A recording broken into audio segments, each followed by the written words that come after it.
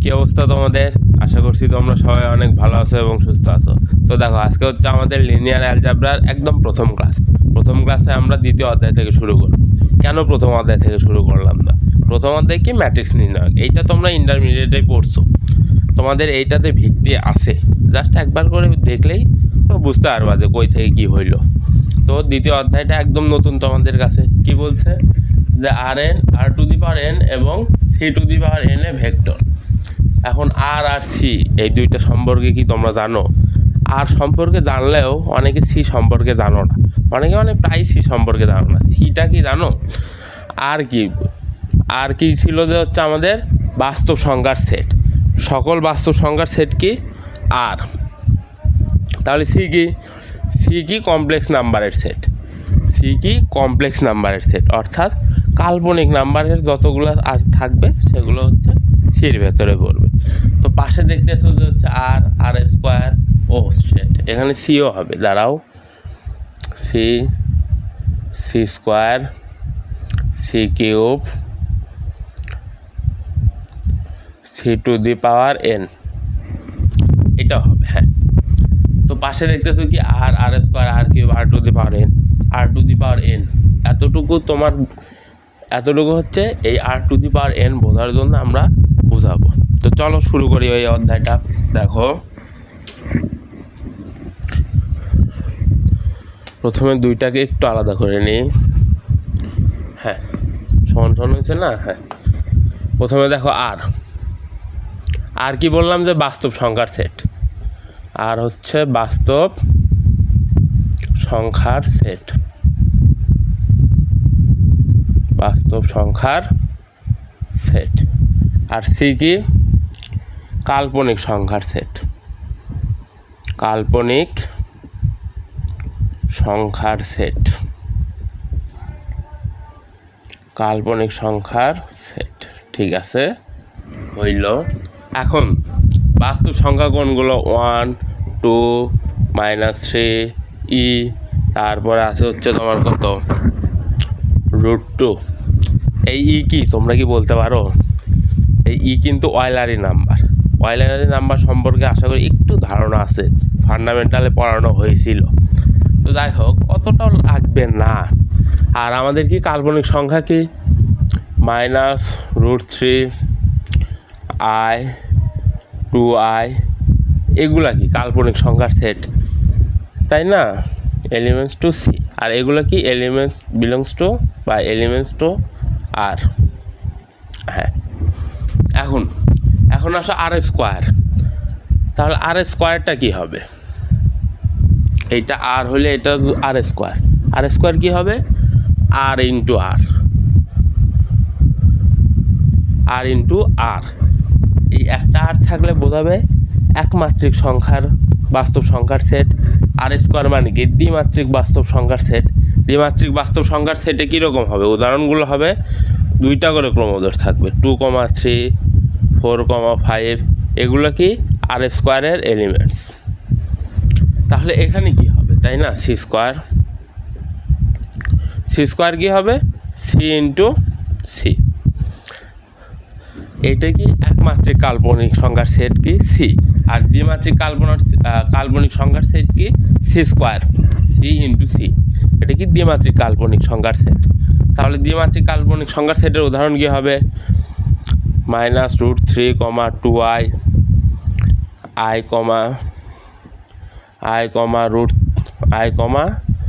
2i, এগুলা কি? দ্বিমাত্রিক কাল্পনিক সংখ্যার সেটের উদাহরণ। এখন কি আমাদের আর কিউব কি হবে তাহলে বলো? আর স্কোয়ার যদি দ্বিমাত্রিক কাল্পনিক সংখ্যার সেট হয়, তাহলে আর কিউব কি হবে? ত্রিমাত্রিক কাল্পনিক সংখ্যার সেট, তাই না? তাই তো হবে। তাহলে ত্রিমাত্রিক কাল্পনিক সংখ্যার সেটে কয়টা ক্রমোদর থাকবে? 3টা থাকবে অবশ্যই, এক্স, ওয়াই, জেড থাকবে, তাই না? তাহলে দেখো, এখানে কি থাকবে? 3টা থাকবে, 1, 2, 3, 5, 8, 9। এটা কি? আর কিউবের অন্তর্ভুক্ত। তাহলে সি কিউব কি হবে? সি কিউব মানে কি বলো? কাল্পনিক সংখ্যার ত্রিমাত্রিক সেট, সি কিউব। তাই না? কাল্পনিক সংখ্যার ত্রিমাত্রিক সেট কি সিকিউ। তাহলে কয়টা ক্রমজোর থাকবে? 3টা ক্রমজোর থাকবে। দেখো √2i, 2, 3, তারপরে ধরো -√3, 5, 6। এটা কি ক্রমজোর হয়েছে কাল্পনিক সংখ্যার? অনেকের মনে প্রশ্ন আসতে পারে, ভাইয়া এখানে তো শুধু এক্স অক্ষে কাল্পনিক সংখ্যা আই আছে, ওয়াই আর জেড অক্ষে তো নাই, সেই ক্ষেত্রে কি এইটা হবে? হ্যাঁ হবে। কিভাবে হবে? দেখো কাল্পনিক সংখ্যার ক্ষেত্রে কি যে কোনো একটা কি বলে স্থানাঙ্কে যে কোনো একটা জায়গায় যদি আয় থাকে তাহলে পুরো ক্রমজোরটাই কাল্পনিক সংখ্যার ক্রমজোর হিসাবে কাউন্ট হবে। এখানে দেখো এক্সে আছে তাই পুরোটাই কাল্পনিক সংখ্যা হিসাবে কাউন্ট হয়েছে। এখানেও দেখো এক্সে আছে, অথবা তোমাদের যদি এরকম থাকতো √2, -√2, 3, এইটাও কিন্তু একটা কাল্পনিক সংখ্যার সেট। কীভাবে? এই যে ওয়াই আছে, যে কোনো এক জায়গায় কাল্পনিক সংখ্যা থাকলেই পুরোটাকে কাল্পনিক সংখ্যার সেট হিসাবে কাউন্ট করা যাবে। আশা করতেছি বুঝছো।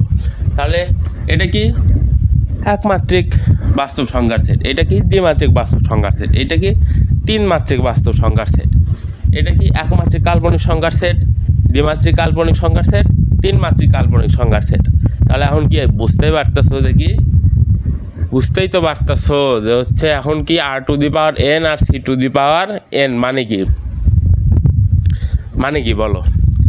n মাত্রিক কাল্পনিক সংখ্যার সেট আর কি n মাত্রিক বাস্তব সংখ্যার সেট। বুঝছো?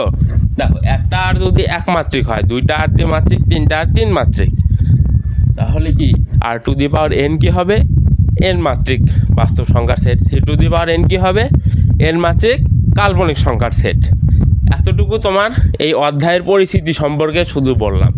এখন একটা অধ্যায় পড়তেছো, সেই অধ্যায়ের পরিস্থিতিটাই জানো না যে হচ্ছে r⁴n দ্বারা কি বোঝায়, তাহলে কি কিছু বুঝতে পারবা? কিছুই বুঝতে পারবা না। এখন আশা করি যে বুঝতে পারতেছো কি r⁴n মানে কি, c⁴n মানে কি। r⁴n মানে কি বা n মাত্রিক বাস্তব সংখ্যার সেট, c⁴n মানে কি n মাত্রিক কাল্পনিক সংখ্যার সেট। এখন দেখো দাঁড়াও, অধ্যায়ের নাম কি r⁴n আর c⁴n এ ভেক্টর। তার মানে আমাদের আগে বুঝতে হবে যে ভেক্টর কিভাবে প্রকাশ করে। এটা তো বাচ্চাকালের জিনিস, ভেক্টর কিভাবে প্রকাশ করে। ভেক্টরকে সাধারণত 4টি ওয়েতে প্রকাশ করা হয়। 4টি ওয়ে কী কী?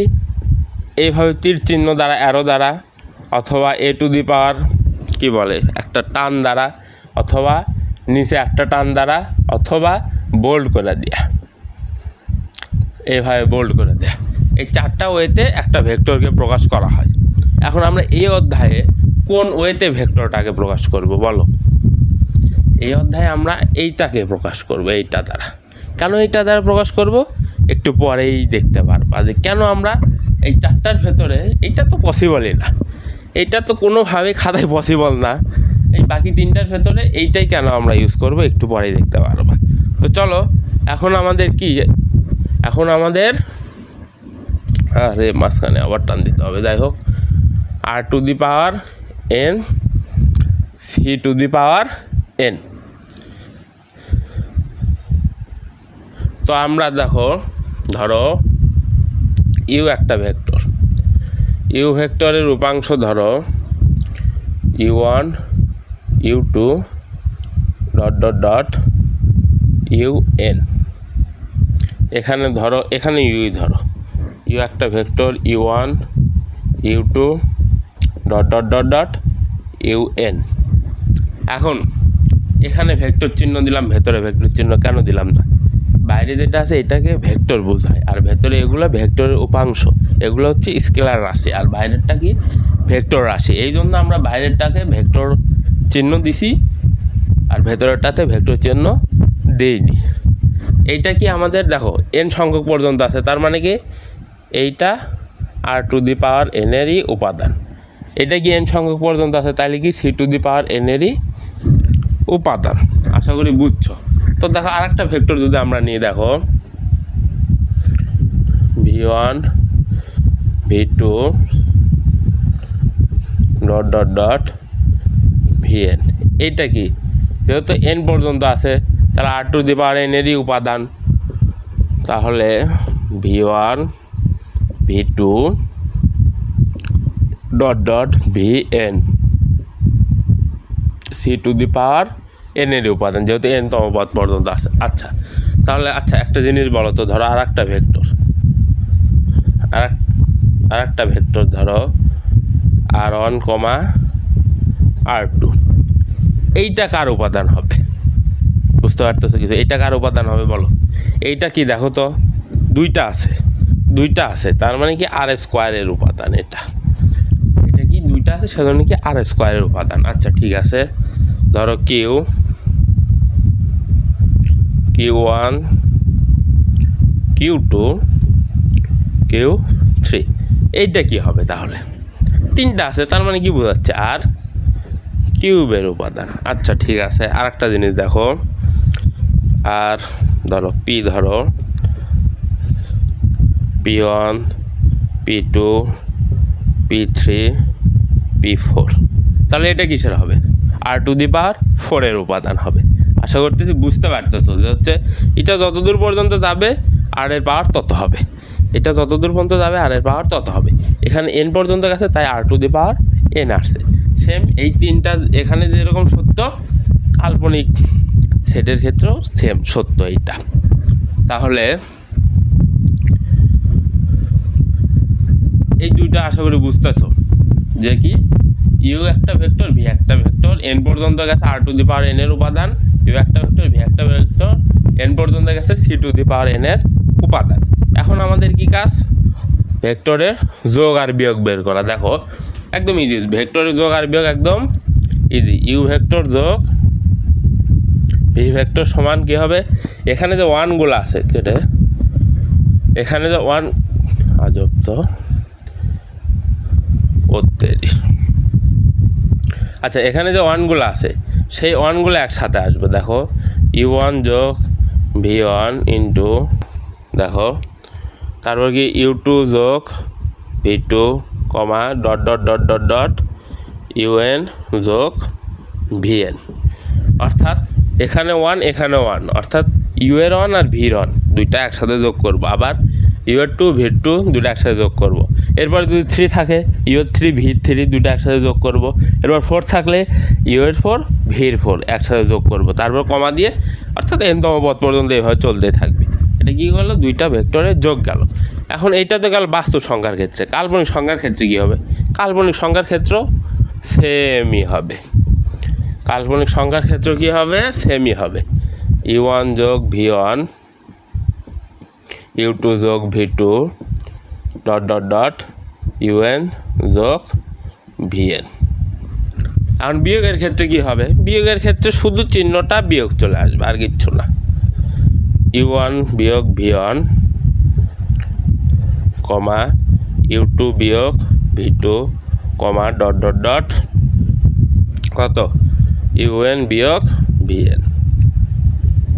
এই পাশেও সেম, U মাইনাস V সমান U1 বিয়োগ V1, U2 বিয়োগ V2, dot dot dot UN বিয়োগ VN। শেষ। আশা করতেছি যোগ আর বিয়োগটা ক্লিয়ার হয়েছে। এটা কি দুইটা ভেক্টরের যোগ গেল, যোগ আর বিয়োগ গেল। এরপরে কি আছে? দুইটা ভেক্টর ডট গুণ আছে। এটা তোমরা একটু উঠায় নাও কষ্ট করে, এই সূত্র দুইটা আর এই সূত্র দুইটা নোটে একটু উঠায় নাও। আচ্ছা এরপরের টপিকটা দেখো কি ডট গুণ। ডট গুণ সম্পর্কে আশা করি তোমরা জানো। দুইটা ভেক্টরের ডট গুণ কীভাবে হয় দেখো, দুইটা ভেক্টরের ডট গুণ কীভাবে হয়। A vector dot B vector সমান এ বি কস থিটা, তাই না? এ ডট বি সমান এ বি কস থিটা। এই থিটা কি? এই দুইটা ভেক্টরের মধ্যবর্তী কোণ। এখন আমরা এই অধ্যায়ে কিভাবে এইটাকে প্রকাশ করব? A vector dot B vector সমান double modulus A vector dot double modulus B vector cos theta. আচ্ছা এই এ মানে কি জানো? এই এ ভেক্টরের মান। এ ভেক্টর মান কীভাবে নির্ণয় করে? মডুলাস করে দিলেই এ ভেক্টরের মান চলে আসে। এ ভেক্টরের মানকে দুইভাবে লেখা যায়। দেখো এটা যদি এ ভেক্টর হয়, এর মানকে আমরা দুইভাবে লিখতে পারি। একটা হচ্ছে যদি আমরা ভেক্টর চিহ্ন দিই তাহলে দুই পাশে মডুলাস দিতে হবে, আর যদি ভেক্টর চিহ্ন না দিই শুধু এ লিখে দিলে এটার মান বোঝাবে। কিন্তু কিন্তু এই অধ্যায়ে আমরা ভেক্টর চিহ্ন তো দিবই, কিন্তু ভেক্টর চিহ্নটা কোথায় দিব? একদম নিচে দিব। সাথে কি দিব? ডাবল মডুলাস দিব। কেন দিব? এটা বইয়ে আছে তাই দিব। ডাবল মডুলাস, নিচে ভেক্টর চিহ্ন দিব, ডাবল মডুলাস দিব। এটা দ্বারা কি বোঝাবে? এই এ ভেক্টরের মান বোঝাবে। এখানে দেখো এই এ ভেক্টরের মান, হ্যাঁ নিচে মান টান দিছি। আচ্ছা, এই এ ভেক্টরের মান কি বোঝাচ্ছে? A vector double modulus. B vector মান কি বোঝাচ্ছে? B vector double modulus cos theta. Theta কি? এই দুইটা ভেক্টরের মধ্যবর্তী কোণ, তাই না? হ্যাঁ তাই। এখন দেখো এইটাতে গেল কোণ দেওয়া থাকলে, কিন্তু এখানে তো উপাংশক দেওয়া আছে। উপাংশকের ক্ষেত্রে কীভাবে নিয়ে আসবো, তাই না? দেখো একদম ইজি। উপাংশকের ক্ষেত্রে u vector dot v vector সমান u one dot v one plus u two v two যোগ dot dot dot u n v n. আশা করতে বুঝতেছো যে কি u vector dot v vector সমান u one dot v one u two dot v two যোগ dot dot u n v n. এরপরে যদি ইউ টুর পর ইউ থ্রি থাকতো কি হতো? ইউ থ্রি ভি থ্রি যোগ যদি আরও থাকতো ইউ ফোর ভি ফোর। দুইটার ভিতরে ডট গুণ করবো, অর্থাৎ এইটা গুণন এইটা, আবার এইটা গুণন এইটা। এরপরে যদি আরও থাকতো গুণন করে যোগ করে দিত, শেষ। এখন এটা তো গেল আমাদের কি বাস্তব সংখ্যার ক্ষেত্রে। কারণ কাল্পনিক সংখ্যার ক্ষেত্রে কীভাবে হবে? কাল্পনিক সংখ্যার ক্ষেত্রে সেম একইভাবে সব কিছু সেম একইভাবে হবে। দেখো ভি সমান double modulus V dot double modulus cos theta. এইটা শুধু পার্থক্যটা হবে কোথায়? উপাংশকের ক্ষেত্রে। ঠিক আছে, উপাংশকে যাওয়ার আগে তোমরা কি জানো এ সমান যদি 2 প্লাস আই হয়, এর অনুবন্ধী কী হবে বলো? 2 প্লাস আই, এ সমান 2 প্লাস আই হলে এর অনুবন্ধী কী হবে? এর বার হবে না? অবশ্যই এ বার হবে। সমান 2 মাইনাস আই, অর্থাৎ জটিল সংখ্যার আগে শুধু চিহ্নটা চেঞ্জ করে দিলেই এইটার অনুবন্ধী এইটা হবে। আর কি হবে? এ বার আসবে। এখন এখানে অনেকের কনফিউশনে পড়ে যাবে। আমরা ভেক্টর চিহ্ন প্রকাশে কি দেখলাম? এ অ্যারো, এর উপরে বার অথবা এর নিচে বার। এই তিনটা, আর একটা আছে বোল্ড করে দেওয়া, যেটা আমরা কখনোই সম্ভব না পরীক্ষার খাতায় লেখা। যাই হোক, এই তিনটা। কারণ এই তিনটার ভেতরে এই যে এই মাঝখানের এইটা দেখো সেম টু সেম লাগতেছে। এইখানে অনেকের কনফিউশনে আসবে যে ভাই এটা কি ভেক্টরের চিহ্ন নাকি অনুবন্ধীর চিহ্ন? আমি কিন্তু অধ্যায় শুরুতেই বলে নিছি যে এখানে ভেক্টরের চিহ্ন দেবো আমরা এইটা, অর্থাৎ নিচে টান দিব, নিচে বার নিচে দিব। কেন নিচে বার দিব এখন বুঝতেছো? যে এই অনুবন্ধীটার জন্য আমাদের নিচে বার দেওয়া লাগতেছে এই অধ্যায় ভেক্টরে। তাহলে কি এইটা কি উপরে যখনই বার থাকবে সেটা তোমাদের এই অধ্যায়ের ক্ষেত্রে বুঝে নিতে হবে এইটা কি অনুবন্ধী, আর নিচে বার থাকলে কি সেটা ভেক্টর। বোঝাচ্ছে? বুঝতে পারছো? বার থাকলে কি হয়? অনুবন্ধী, আর নিচে টান থাকলে কি হবে? ভেক্টর বোঝাবে। আশা করতেছি এতটুকু তোমরা ক্লিয়ার হইছো যে কি উপরে বার থাকলে অনুবন্ধী, নিচে টান থাকলে ওইটা ভেক্টর বোঝাচ্ছে। ঠিক আছে, এখন দেখো এখন উপাংশকের ক্ষেত্রে আমরা কিভাবে বের করব? ইউ ডট ভি সমান ক্ষেত্রে কীভাবে বের করব? দেখো ইউ ভেক্টর, দেখো এখানে প্রথম আর দ্বিতীয় ভেক্টরের ক্ষেত্রে একটু সাবধানে বসাইতে হবে। দেখো এটা কি আমাদের প্রথম ভেক্টর না? প্রথম ভেক্টর না। আর এটা কি দ্বিতীয় ভেক্টর না? অবশ্যই, যেহেতু এটা প্রথমে আছে তাই এটা প্রথম ভেক্টর, দ্বিতীয়তে আছে দ্বিতীয় ভেক্টর। দেখো এখন দেখো প্রথমে যেটা থাকবে সেটা স্বাভাবিক থাকবে, ডট দ্বিতীয়তে যেটা থাকবে সেটার বার করে দেবো, plus u one v one u two v two বার plus dot dot dot u n v n বার। বুঝতে পারছো? দেখো প্রথমে যেটা থাকবে সেটা স্বাভাবিক থাকবে, পরেরটার কি অনুবন্ধী করে দিয়ে ডট করব। প্রথমে যেটা থাকবে সেটা স্বাভাবিক, পরেরটা কি অনুবন্ধী করে দিয়ে ডট করব। এইভাবে চলতেই থাকবে। এইভাবে কি এন পর্যন্ত গেলে প্রথমটা যেটা থাকবে সেটা স্বাভাবিক, দ্বিতীয়টা কী করব? অনুবন্ধী করব। অর্থাৎ ধরো ভি সমান সমান দেওয়া আছে 2 মাইনাস আই দেওয়া আছে ধরো, তাহলে আমাদের বসাতে হবে কি ভি বার। তাহলে আমরা এটার অনুবন্ধী করে দেবো 2 প্লাস আই করে দেবো, শেষ। আই করে দিয়ে ওখানে বসাই দিব, তাই হয়ে যাবে আমাদের। আশা করি বুঝতে পারছো বিষয়টা।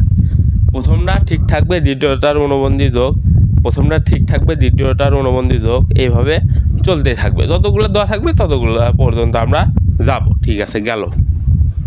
আশা করতেছি ডট গুণনটা বুঝতে পারছো। দেখো ডট গুণন কি, এইটার ক্ষেত্রে কি স্বাভাবিক ডট গুণ, এইটা u1 v1 ডট যোগ u2 ডট v2 যোগ dot dot dot un dot vn। এরপরে কি আমাদের ওই কাল্পনিক সংখ্যার ক্ষেত্রে প্রথমটা আর দ্বিতীয়টা, এইটার ক্ষেত্রে প্রথম আর দ্বিতীয়টা একটু মাথায় রাখতে হবে। মাথায় এই কী বললাম, উপরে যেটা থাকবে সেটা অনুবন্ধীর বার, নিচে যেটা থাকবে সেটা কি ভেক্টরের বার। তো এখানে কি প্রথমটা ঠিক থাকবে দ্বিতীয়টার অনুবন্ধী বসবে, এরপর সেম প্রথমটা ঠিক থাকবে দ্বিতীয়টার অনুবন্ধী বসবে। এইভাবে কি যতগুলো দেওয়া থাকবে ততগুলো পর্যন্ত আমরা ক্যালকুলেশন করব। আশা করতেছি ডট গুণন বুঝতে পারছো। এটা উঠায় নাও একটু। এরপরে কি আছে দূরত্ব। দেখো এরপরের টপিক কি আমাদের দূরত্বের টপিক। দেখো দূরত্ব একদম ইজি টপিক। দেখো ডি দ্বারা দূরত্ব বোঝায় কাদের মধ্যে, ইউ কমা ভি এর মধ্যে দূরত্ব। এটা একদম ছোটোবেলার কি বলে ছোটোবেলার টপিক আর কি। এটা কেমনে ছোটোবেলার টপিক দেখবা। দেখো আমাদের দূরত্ব নির্ণয়ের সূত্র কী ছিল, দুইটা ক্রমজোড়ের ভেতরে দূরত্ব নির্ণয়ের সূত্র কি, u1 বিয়োগ v1 হোল স্কোয়ার যোগ u2 বিয়োগ v2 হোল স্কোয়ার, u2 বিয়োগ v2 হোল স্কোয়ার যোগ ডট ডট, দাঁড়াও রুটটা একটু বড় করে দিতে হবে, ডট ডট ডট ডট। আচ্ছা এটা পরে অসুবিধা হবে বুঝতে, নইলে দাঁড়াও,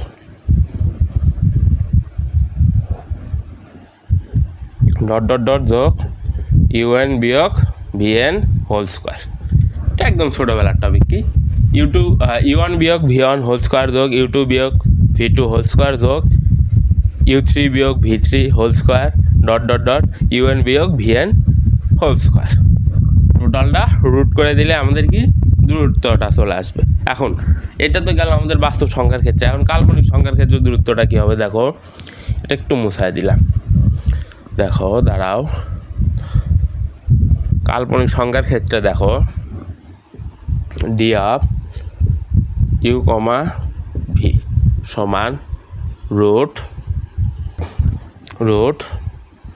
u1 বিয়োগ v1 হোল স্কোয়ার যোগ u2 বিয়োগ v2 হোল স্কোয়ার যোগ ডট ডট ডট un বিয়োগ vn হোল স্কোয়ার। এখন অনেকের মনে প্রশ্ন আসতে পারে, ভাই এখানে মডুলাস দিলেন কেন?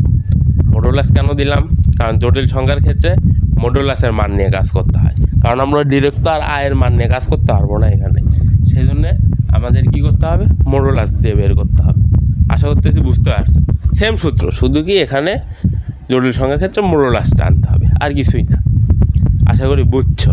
এরপর আমাদের কি আছে, দৈর্ঘ্য বা নর্ম নির্ণয়। দেখো এখানে দেখাই, দেখো দৈর্ঘ্য বা নর্ম, না মুছাই দিই।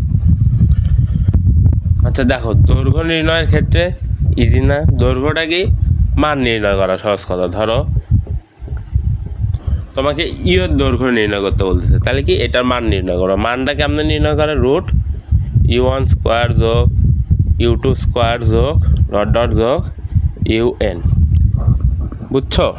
আবার যদি বলে ভি এর দৈর্ঘ্য নির্ণয় করো, সুন্দর করে ভি এর মান নির্ণয় করে দেবে, v1 স্কোয়ার যোগ v2 স্কোয়ার যোগ ডট ডট vn স্কোয়ার, শেষ। এখন এটার ক্ষেত্রে কীভাবে নিয়ে আসবা, এটার ক্ষেত্রে আরও ইজি কীভাবে, যে ওই যে আগেরটার মতনই, দাঁড়ো এক সেকেন্ড, আগেরটার মতনই কি, যদি কাল্পনিক সংখ্যা ইউ এর দৈর্ঘ্য বা নর্ম নির্ণয় করতে পারলে কী হবে, মডুলাস অফ u1 স্কোয়ার যোগ মডুলাস অফ u2 স্কোয়ার যোগ ডট ডট ডট যোগ মডুলাস অফ un স্কোয়ার। আবার যদি ভি এর দৈর্ঘ্য বা নর্ম নির্ণয় করতে পারলে কীভাবে, মডুলাস অফ v1 স্কোয়ার যোগ মডুলাস অফ v2 স্কোয়ার যোগ ডট ডট ডট যোগ মডুলাস অফ vn স্কোয়ার, শেষ। আশা করতেছি যে হচ্ছে কী বলে আর এন আর সি এন এর যোগ বিয়োগ ডট ডট গুণ দূরত্ব আর দৈর্ঘ্য নর্ম ক্লিয়ার হয়েছে। এগুলা পরবর্তীতে আমাদের থিওরি এবং ম্যাথ প্রবলেমে লাগবে। তো আজকের ক্লাসটা এতদূর পর্যন্তই, শুধু সূত্রগুলো দেখাইলাম আজকের ক্লাসে। আর পরবর্তী ক্লাসে আমরা থিওরি প্রমাণ করব। তো দেখা হচ্ছে পরবর্তী ক্লাসে। সবাইকে আসসালামু আলাইকুম।